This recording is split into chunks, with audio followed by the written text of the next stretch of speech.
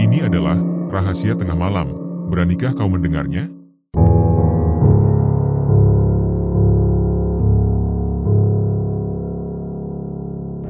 Saat itu aku duduk di samping bapakku, memperhatikan wajahnya yang tampak tenang meski penuh dengan ketegangan. Hasil perhitungan suara sementara menunjukkan bahwa selisihnya sudah mencapai 3.000 suara. Aku pun berbisik, berharap bisa menenangkannya. Meski begitu, bapakku hanya menanggapinya dengan lembut, menyuruhku untuk tetap berdoa agar semua usaha kami bisa membuahkan hasil. Sejenak suasana tampak tenang, sampai kehadiran seorang sosok yang dihormati di desa, Kiai Bahri, memecah keheningan. Beliau berpesan kepada bapakku, seolah menegaskan bahwa tanggung jawab besar untuk desa ini akan berada di pundaknya. Bapakku, yang sudah lama memandang Kiai Bahri sebagai guru spiritual dan panutan, segera merunduk hormat sambil mencium tangan beliau. Namun, di balik nasihat itu, ada raut wajah Kiai Bahri yang terlihat cemas. Beliau yang biasa terlihat murah senyum kini tampak muram, seolah ada hal yang mengganjal di hatinya. Setelah memberikan pesan itu, Kiai Bahri hanya berdiri dan pergi, meninggalkan kami dalam kebingungan. Ketika jarum jam menunjukkan pukul 4 sore, perhitungan suara akhirnya selesai. Bapakku dinyatakan sebagai pemenang dalam pemilihan kepala desa, mengalahkan satu-satunya pesaingnya, Pak Tarjo. Namun, sore itu tidak semua orang menerima hasil tersebut dengan lapang dada. Pak Tarjo yang tampak kecewa segera pergi meninggalkan lokasi tanpa sepatah kata pun. Desa kami pun riuh dengan sorak-sorai pendukung bapakku, sementara para pendukung Pak Tarjo tampak pergi dengan langkah berat, meninggalkan bisikan-bisikan tak sedap dan umpatan yang masih terdengar di kejauhan. Salah seorang dari mereka bahkan mengancam, berujar dengan nada marah bahwa desa ini akan dihancurkan sebagai bentuk pelampiasan kekalahan. Diiringi kegembiraan pendukung, bapakku pun diarak keliling desa dan kembali ke rumah dengan rasa syukur yang meluap. Malamnya, tamu-tamu datang silih berganti, tetangga, saudara, hingga perangkat desa menyampaikan ucapan selamat. Waktu berlalu, bapakku akhirnya resmi dilantik sebagai kepala desa, membawa tanggung jawab besar di usia yang tak lagi muda. Desa kami terletak di perbatasan kota di Jawa Timur, jauh dari jalan raya, dengan akses yang hanya bisa dilalui kendaraan kecil. Masalah infrastruktur masih menjadi tantangan besar, belum lagi soal listrik yang belum rata dan air bersih yang kadang tercemar.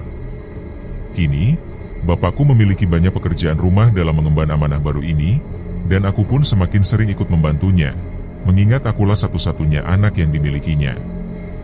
Namun, belum genap 3 bulan sejak ia menjabat, kejadian-kejadian aneh mulai menghantui keluargaku.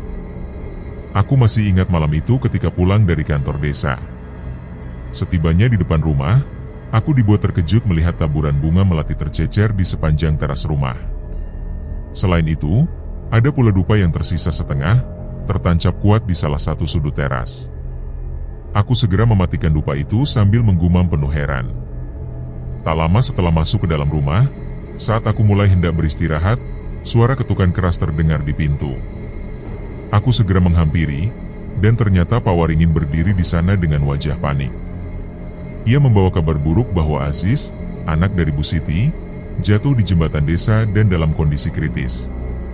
Tanpa menunggu, aku segera mengantar Pak Waringin ke kantor desa untuk memberitahu bapakku. Kami pun bertiga langsung menuju rumah Bu Siti. Sesampainya di rumah Bu Siti, suasana menjadi pilu. Aziz telah menghembuskan napas terakhirnya, hanya beberapa menit sebelum kami tiba. Bu Siti, yang tak kuasa menerima kenyataan itu, mendadak histeris dan bahkan kesurupan, mengamuk dan meronta-ronta. Kami berusaha menenangkan, memegangi tangan dan kakinya. Di tengah kekacauan itu, mataku tertuju pada sosok wanita tua yang duduk tenang di kursi goyang, menatap Bu Siti yang masih mengamuk. Aku tak mengenali nenek itu, dan ada sesuatu yang membuatku merasa tak nyaman. Aku segera bertanya pada bapakku, namun ia memintaku untuk fokus membantu Bu Siti terlebih dahulu. Akhirnya, dengan bantuan orang-orang di sana, Bu Siti mulai tenang meskipun masih belum sepenuhnya sadar. Tapi tak disangka, dalam amukannya, ia meneriakkan kalimat yang penuh tuduhan, menyalahkan bapakku atas apa yang terjadi pada Aziz. Ucapannya mengagetkan kami semua, dan hanya menambah rasa pilu di tengah malam penuh duka itu. Aku kembali melihat sosok nenek-nenek itu. Wajahnya menghadap ke arahku dengan langkah yang sedikit pincang. Tanpa sadar, tubuhku bergeser mendekat ke arah Bapak, berharap sedikit ketenangan. Namun, nenek tersebut terus melangkah melewatiku tanpa menghiraukanku atau Bu Siti yang saat itu masih dalam keadaan tidak sadar setelah kesurupannya berakhir dengan sendirinya. Setelah kepergian nenek tersebut, kami semua di rumah Bu Siti merasa lega karena akhirnya Bu Siti kembali sadar tanpa perlu diobati lebih jauh. Keadaan berangsur tenang, satu persatu warga mulai beranjak, menyiapkan segala kebutuhan untuk pemakaman Aziz esok harinya.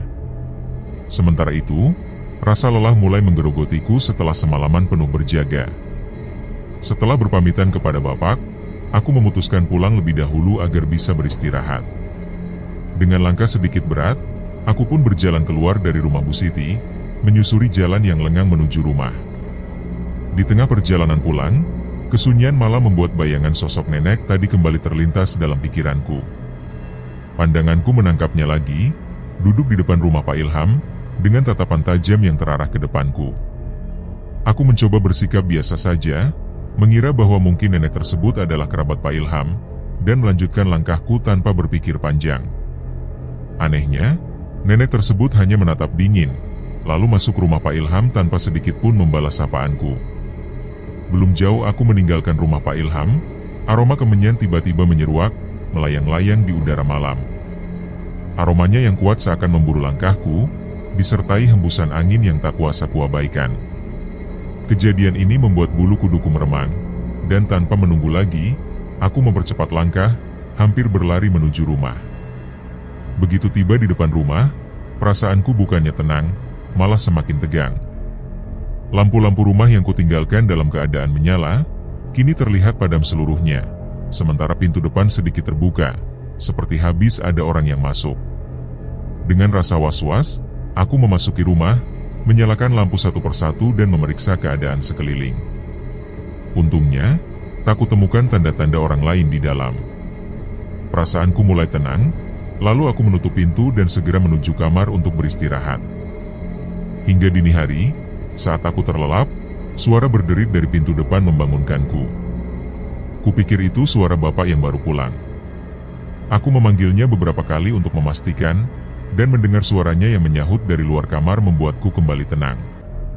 Aku pun melanjutkan tidur dengan keyakinan bahwa Bapak sudah kembali dari rumah Bu Siti. Pagi pun tiba.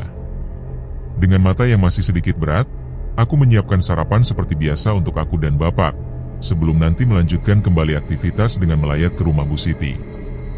Meski kejadian semalam sempat mengusik ketenangan pikiranku, aku mencoba mengabaikannya, berharap bahwa hari ini semua akan berjalan lebih lancar. Pagi itu, tepat pukul 7:30, aku sudah menyelesaikan semua kegiatanku dan siap menuju rumah Bu Siti untuk melayat. Sebelum berangkat, aku menyempatkan diri mengetuk pintu kamar Bapak yang pagi itu masih terkunci rapat. Aku memberitahu Bapak bahwa sarapan sudah siap dan mengingatkannya agar mandi sebelum berangkat melayat. Dari dalam kamar, Bapak membalas dengan suara keras, menyeratkan bahwa beliau masih kelelahan karena semalaman belum tidur. Setibanya di rumah Bu Siti, suasana duka sudah menyelimuti. Banyak warga desa yang hadir untuk memberikan penghormatan terakhir bagi Aziz, menunjukkan betapa tinggi rasa toleransi dan solidaritas yang ada di desa kami. Di sana, aku kembali melihat Pak Tarjo dan beberapa rekan-rekannya. Tatapan mereka penuh dengan dendam dan kekecewaan, seolah-olah masih menyimpan kemarahan atas kekalahan dalam pemilihan kepala desa. Namun, aku mencoba tidak menghiraukannya dan menganggap semua itu sudah berlalu. Di tengah kerumunan, tiba-tiba terdengar suara seseorang yang memanggil namaku dengan lantang. Aku menoleh dan melihat Bapak berdiri di pinggir rumah Bu Siti, melambai ke arahku.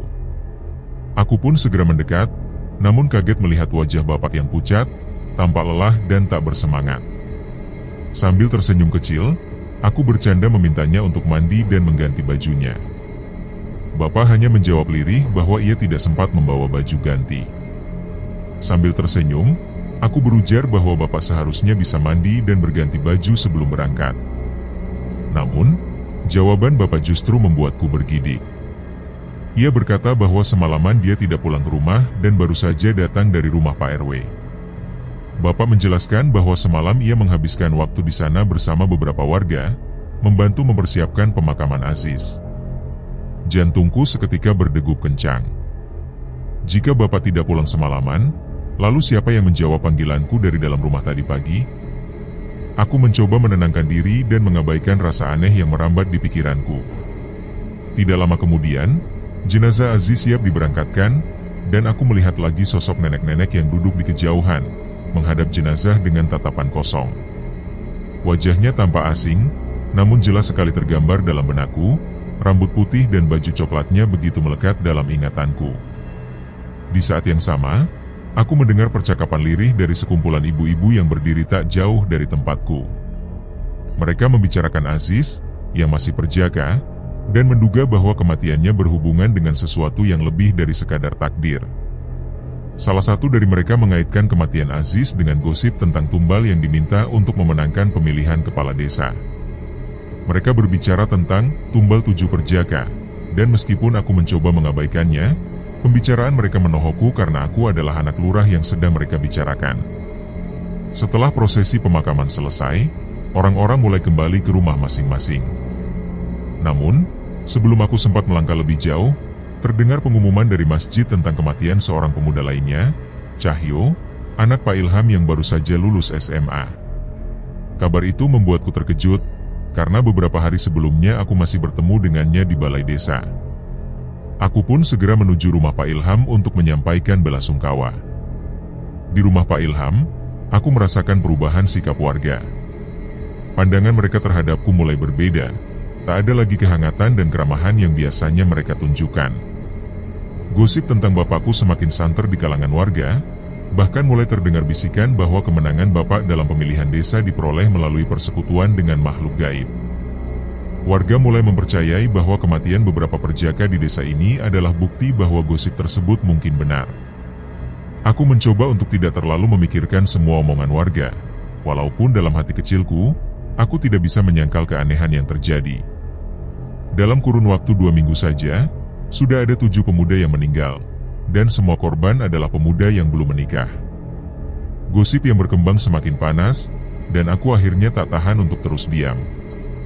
Aku harus mengetahui kebenarannya. Siang itu, saat aku dan bapakku sedang duduk bersama di kantor desa, perasaan yang selama ini kupendam akhirnya memberontak untuk terucap. Dengan hati-hati, aku memulai pembicaraan yang sudah lama ingin kusampaikan.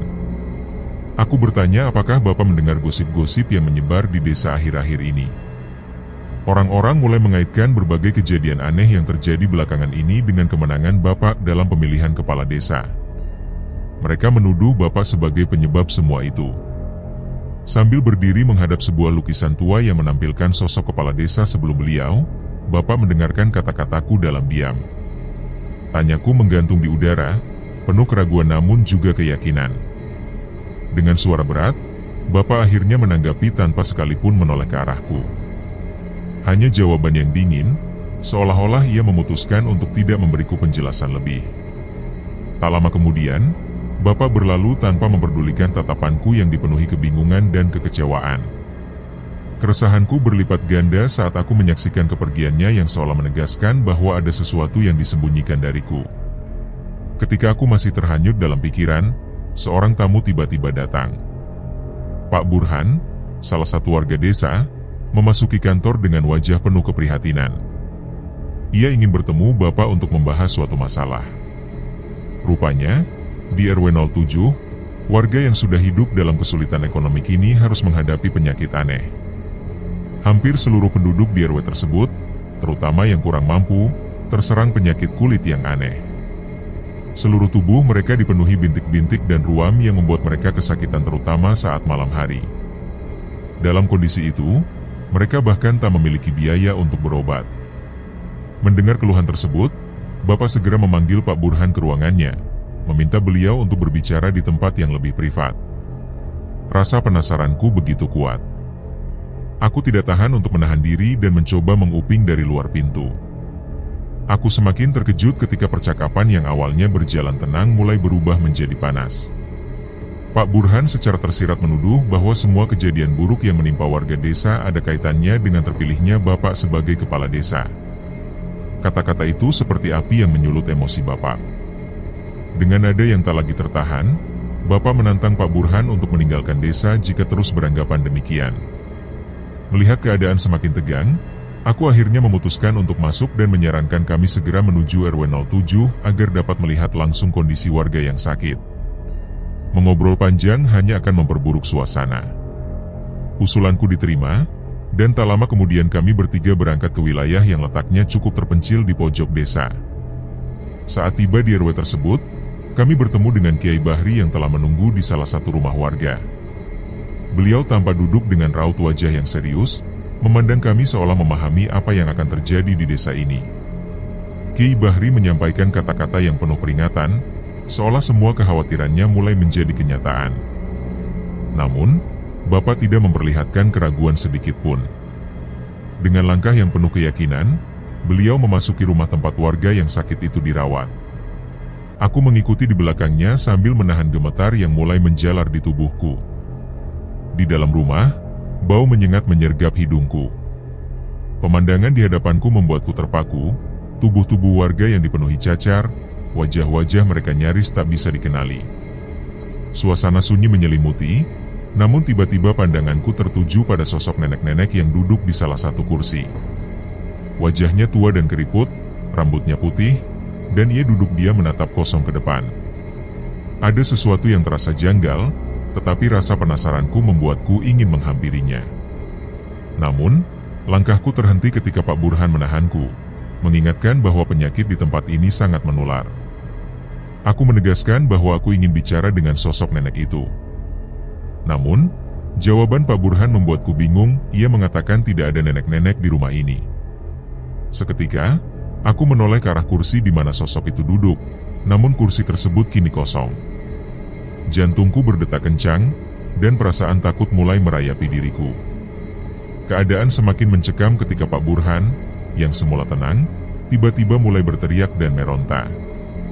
Seolah kesurupan, ia membanting tubuhnya sendiri ke arah meja dan lantai rumah. Ketakutan yang menghantam membuatku berlari keluar sambil berteriak. Teriakanku akhirnya mengundang warga yang segera berdatangan untuk membantu menenangkan Pak Burhan. Tak lama, Kiai Bahri datang membantu meredakan keadaan. Dengan bantuan doa dan ketenangannya, Pak Burhan akhirnya bisa dikendalikan. Sore itu, suara Pak Burhan yang semula jelas mulai berubah menjadi lirih dan pelan. Yang membuat bulu kuduku meremang, suara tersebut berubah menjadi serak, mirip suara nenek tua, yang terdengar samar dan penuh amarah. Ia bergumam, mengatakan bahwa desa ini terkena pagebluk, sebuah wabah yang katanya muncul karena pemimpin desa. Pak Burhan terus mengucap mantra seraya menggaruk-garuk tanah di depannya. Sesekali, kepalanya dibenturkan ke tanah, seolah dikuasai oleh kekuatan yang tak terlihat. Aku terkejut, namun syukurlah Kiai Bahri yang terkenal berilmu tinggi ada di sana. Dengan kewibawaan dan kesabarannya, beliau berhasil menenangkan Pak Burhan yang kerasukan itu.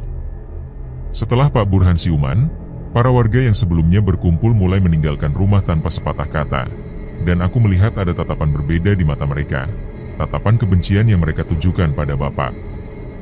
Gosip tentang Bapak yang menjadi sumber malapetaka desa ini sepertinya semakin dipercayai warga.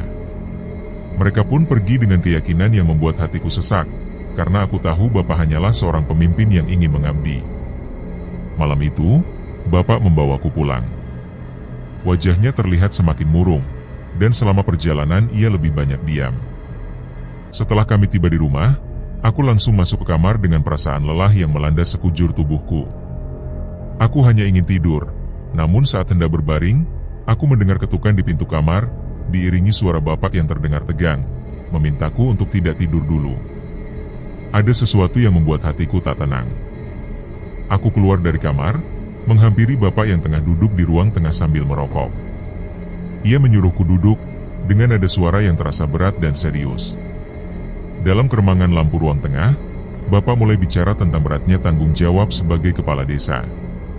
Ia merasa setiap langkahnya selalu dinilai salah oleh warga, dan ketika ia benar pun, tak ada yang mengapresiasi. Bapak kemudian berkata ingin menemui Kiai Bahri untuk meminta nasihat dan solusi atas semua yang terjadi. Aku mencoba menyemangati Bapak, mengatakan bahwa niat Bapak sudah benar. Tidak perlu ambil pusing dengan omongan orang, karena hanya orang yang tidak mengenal betul perjuangan Bapak yang bisa begitu mudah menuduh. Kami berbicara sedikit tentang sosok Pak Tarjo, yang disebut-sebut akan menjadi lurah jika Bapak kalah dalam pemilihan. Bapak hanya tersenyum samar menanggapi. Namun sebelum percakapan kami selesai, tiba-tiba terdengar suara ledakan yang keras dari samping rumah. Suara tersebut menggelegar, memecah keheningan malam, dan membuatku spontan berlari keluar.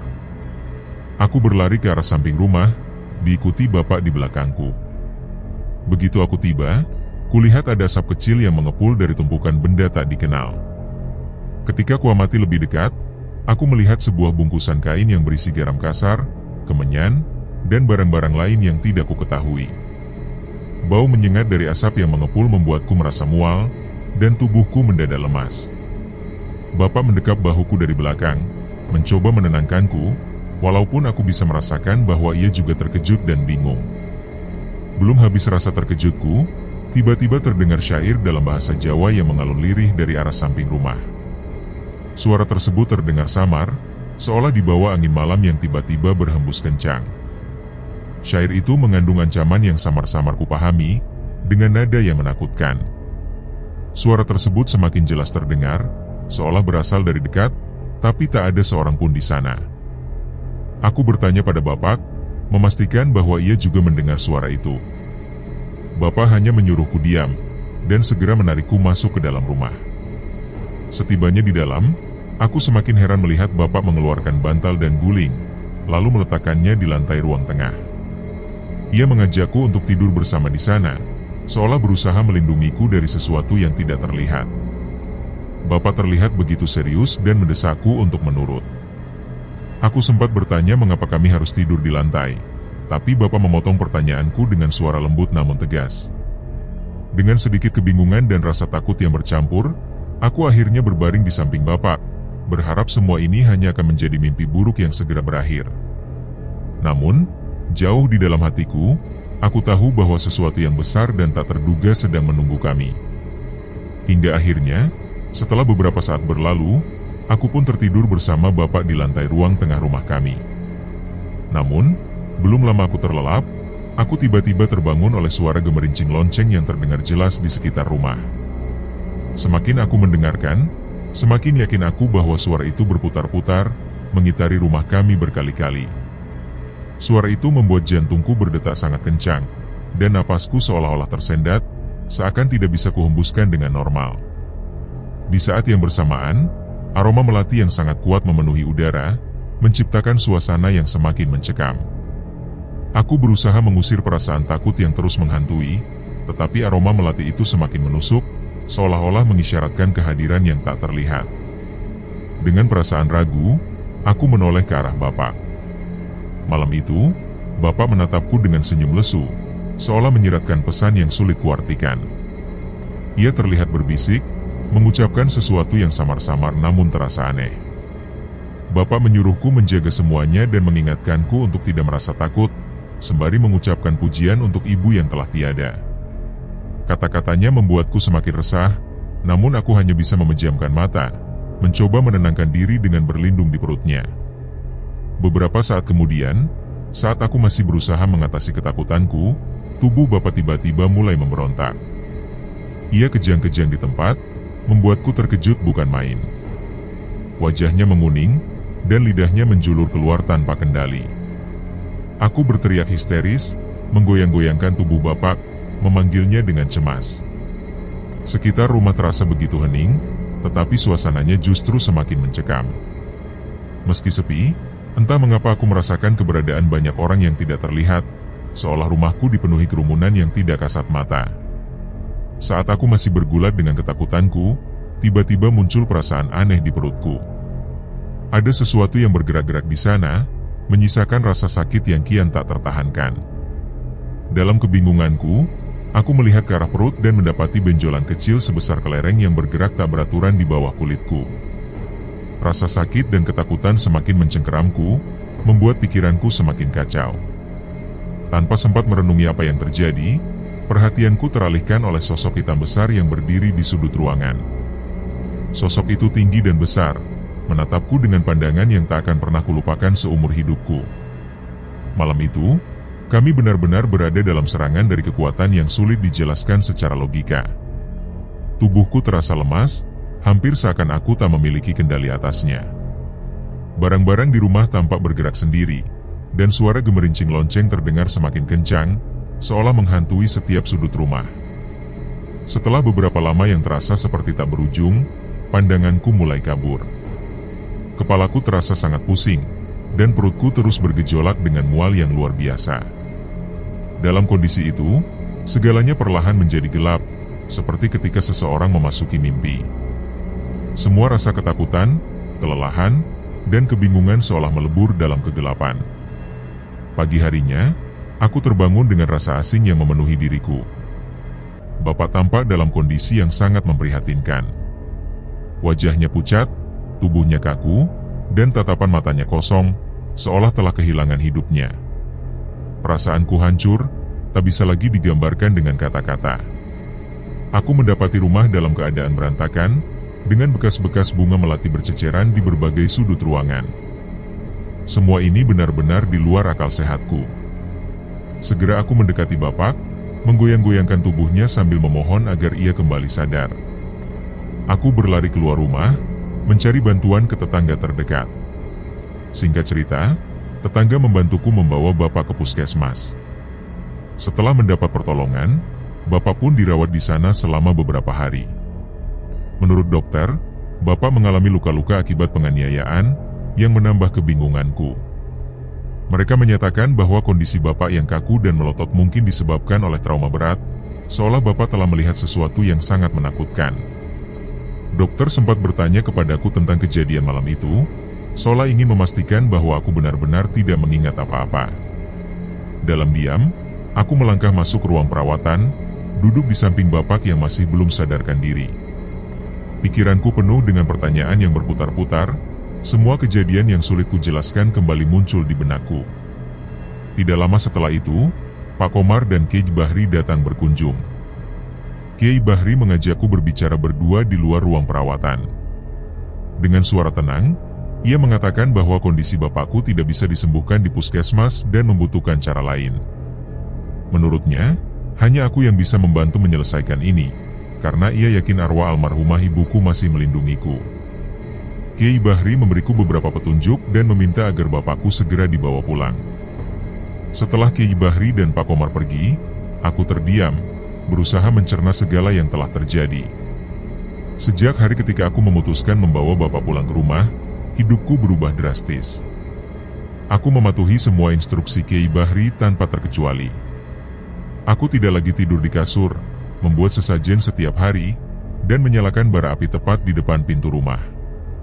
Semuanya kulakukan demi bapakku, yang saat itu mulai sadar kembali, tetapi kondisinya jauh dari baik. Meski sudah membuka matanya, tubuh bapak begitu lemah, seolah seluruh energinya terserap habis. Ia terbaring tak berdaya, wajahnya pucat dan sama sekali tidak berbicara.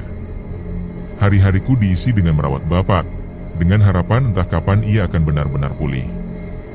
Berbagai cara sudah kucoba, baik pengobatan medis maupun non-medis. Namun, hasilnya selalu nihil. Meski bapak sudah sadar, keadaannya tetap saja buruk.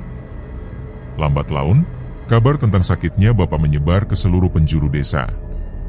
Bapak yang dulu menjadi kepala desa yang dihormati, kini tak mampu melakukan apapun. Aneh rasanya, karena meskipun bapakku berada dalam kondisi seburuk itu, para perangkat desa, termasuk staf dan wakil kepala desa, seolah tidak peduli. Tak satu pun dari mereka datang menjenguk, apalagi menawarkan bantuan. Kecurigaan mulai merayap di benakku. Aku merasa bapakku sengaja dijatuhkan oleh mereka yang diam-diam mengincar posisinya. Waktu itu, sikap Pak Tarjo, yang dulu dikenal sombong dan pelit, mendadak berubah. Ia mulai mencari perhatian dari warga desa. Perubahan sikapnya semakin mencurigakan, apalagi ketika 3 bulan berlalu dan bapakku masih tak kunjung sembuh.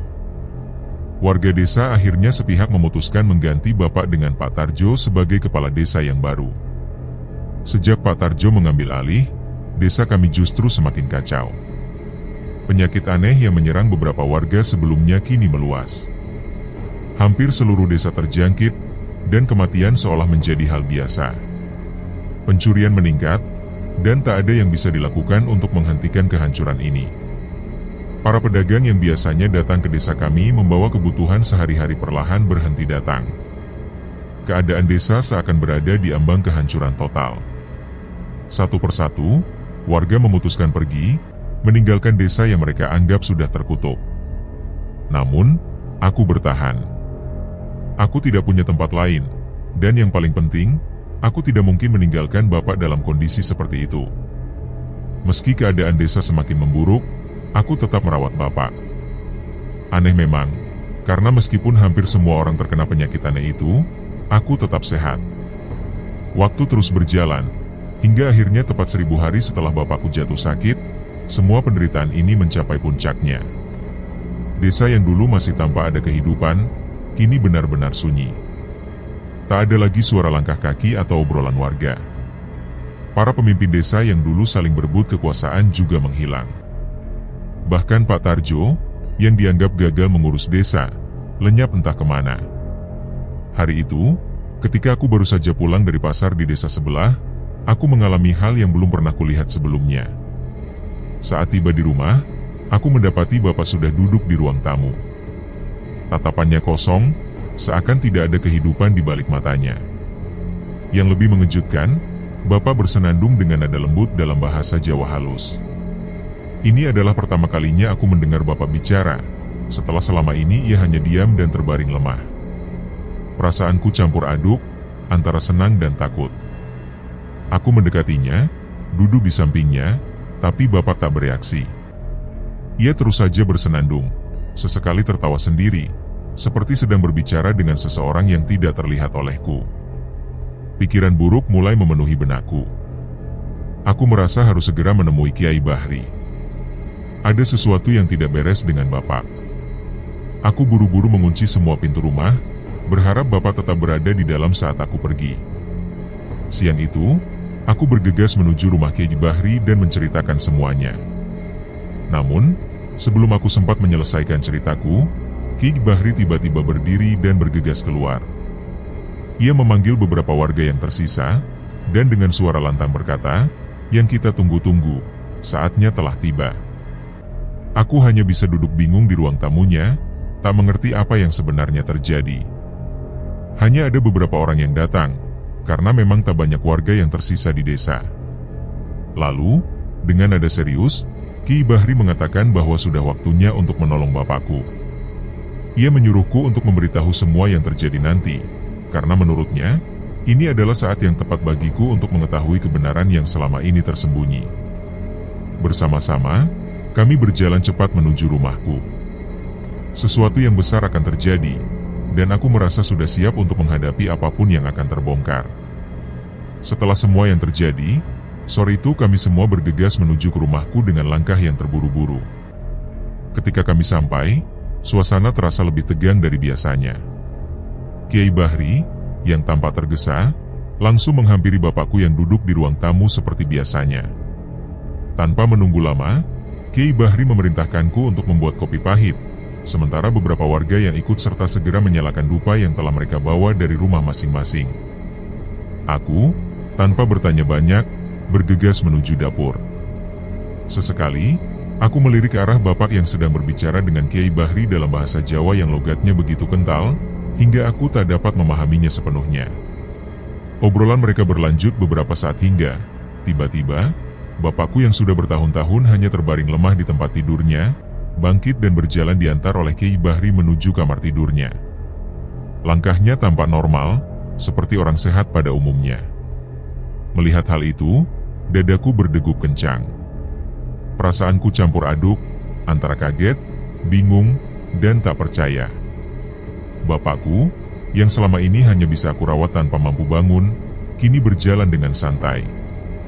Belum sempat aku mencerna keadaan itu sepenuhnya, Kiai Bahri tiba-tiba menarik tanganku, mengisyaratkan agar aku duduk bersamanya. Ia ingin bicara. Aku sebenarnya sudah merasa bahwa ini adalah sesuatu yang akan terjadi. Kiai Bahri mengungkapkan, sudah sejak lama ia memperingatkan bapakku tentang hal ini. Namun, bapak tetap tak mau mendengarkan, meskipun Kiai Bahri mengakui bahwa bapakku adalah orang yang baik. Kata-katanya terus berputar di kepalaku. Apa yang sedang terjadi pada bapakku, menurutnya, berkaitan erat dengan sejarah kelam desa ini. Para tetua di desa percaya bahwa kisah tersebut memang benar adanya, meski ia sendiri, pada awalnya, meragukan. Tetapi setelah melihat apa yang terjadi pada bapakku, ia merasa harus bersaksi bahwa kisah itu memang nyata. Dulu, saat desa ini baru berdiri, ada sebuah pohon besar yang tumbuh di pojok balai desa. Pohon itu dianggap sakral oleh warga karena diyakini dihuni oleh makhluk penjaga. Namun, ketika Lurah Mangun memimpin, pohon itu ditebang dengan alasan perluasan area balai desa. Banyak yang menentang, termasuk Mbok Marini, salah satu tetua desa yang masih ada saat itu. Ia memperingatkan bahwa menebang pohon itu bisa membawa bencana besar bagi seluruh warga. Namun, peringatan itu tak didengar, dan pohon keramat itu tetap ditebang. Sejak saat itu, desa dilanda bencana. Wabah penyakit, kematian mendadak, dan berbagai kejadian di luar nalar manusia terus-menerus terjadi selama beberapa tahun. Musibah tersebut baru berhenti setelah desa ini kedatangan seseorang yang mampu membuat perjanjian dengan makhluk penjaga tersebut. Isi perjanjian itu menjadi bagian dari sejarah kelam desa ini. Setiap tahun harus dilakukan upacara selamatan, di bekas tempat pohon itu ditebang harus selalu diberikan sesajen sebagai bentuk penghormatan kepada leluhur, dan yang paling penting, desa ini tidak boleh dipimpin oleh keturunan Lurah Mangun selamanya. Saat Kiai Bahri mengatakan hal itu, aku merasa jantungku berhenti sejenak. Semua perasaanku mendadak campur aduk.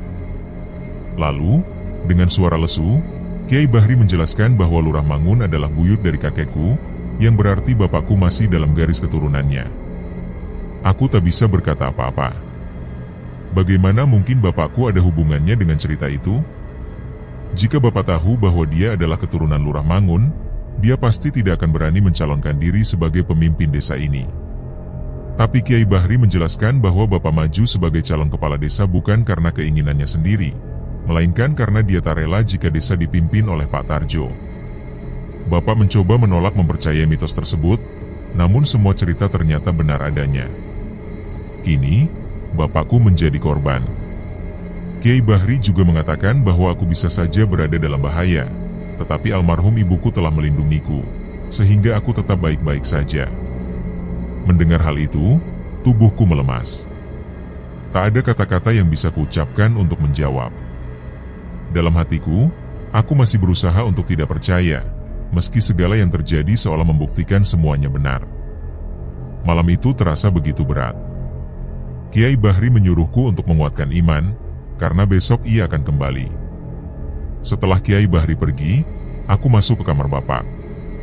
Aku menatap bapakku yang tertidur lelap, sementara pikiranku terus berputar mengingat semua perkataan Kiai Bahri.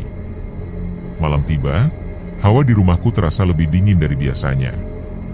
Pintu dan jendela sudah kututup rapat, tapi udara di dalam rumah tetap terasa menusuk tulang. Aku tak sanggup lagi menahan semua ini. Kelelahan menyelimuti tubuhku, dan aku memutuskan untuk tidur.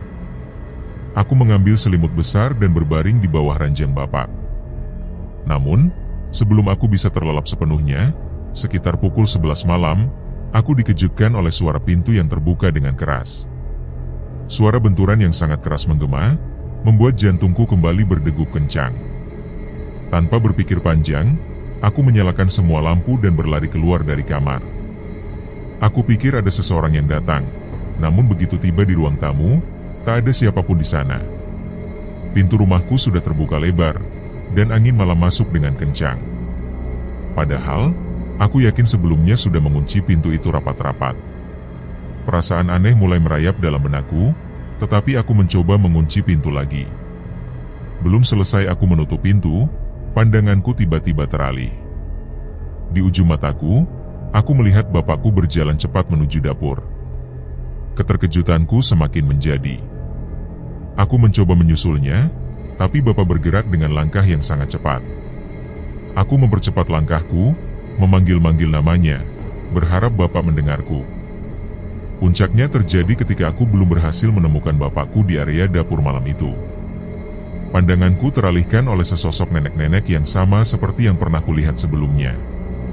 Sosok itu berdiri diam di sudut ruangan dengan membawa wadah air yang berisi potongan bunga melati.